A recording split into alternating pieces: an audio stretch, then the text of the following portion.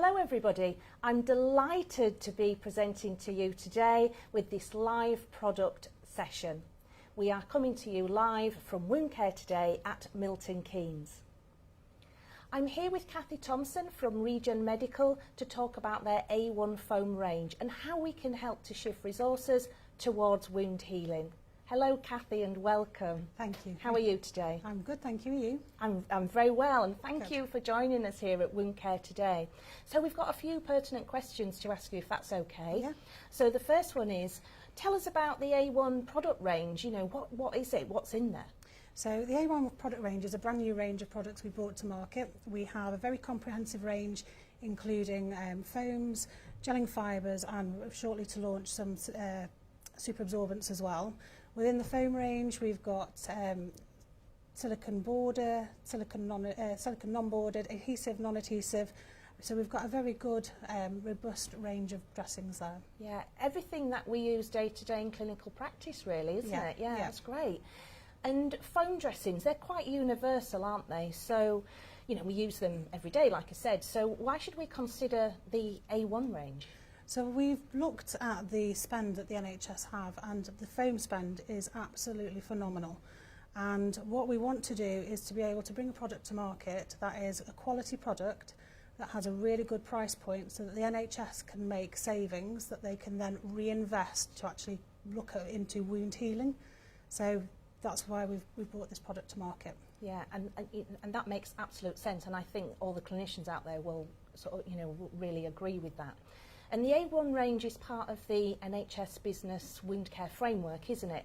So it's accessible in all areas. We've got drug tariff, we've got total purchase systems, so, you know, we can get in there really, really quickly. So how will this benefit the NHS overall? So we wanted to make sure that everybody had access to the product so that everyone has the opportunity to make those savings.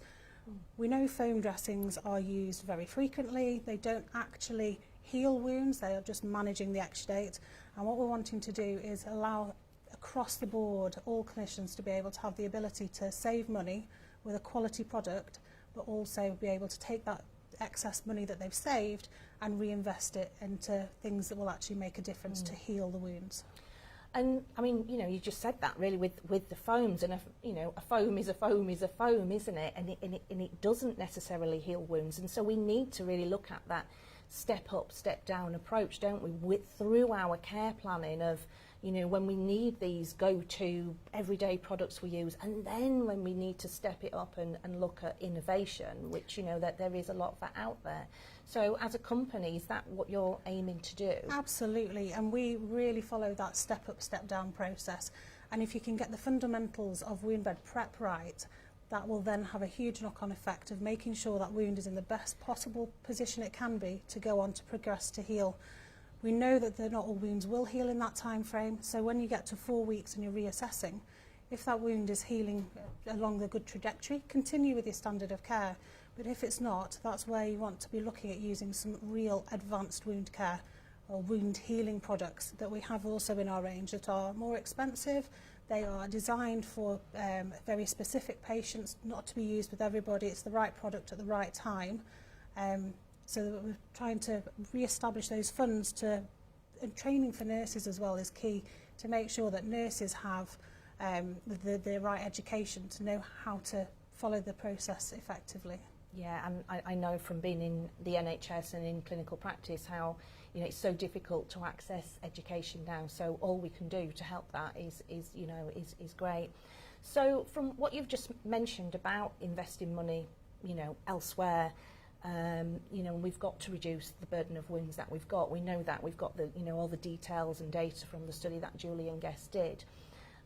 So rather than spending, you know, overspending on these everyday products and absorbent pads, is that what we need to do? Yeah, I think fundamentally we need to go back to basics and get those basic steps right. And through education, with nurses, if we can save the NHS so they've got the money to invest that time and training with the nurses to get the basics right, then when you need the advanced products, you also have money left in the pot to do that. So these products, they don't heal wounds, they're there as a management product, but we're trying to save the NHS the money.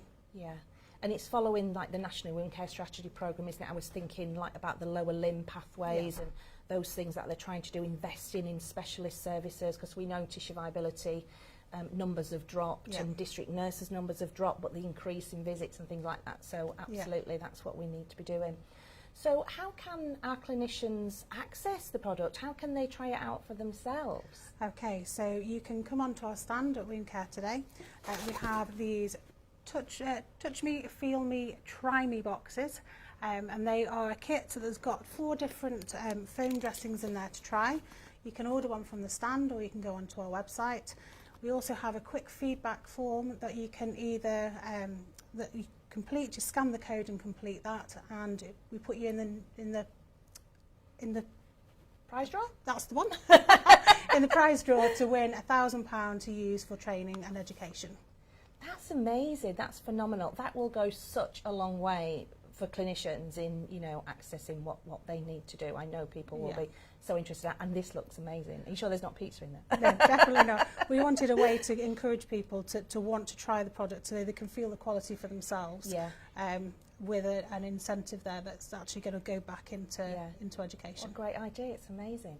So thank you all. Thank you, Kathy. No, thank you. And thank you all very much for watching. We hope you found this session useful, and we hope you will join us again in the future for more Facebook Live sessions.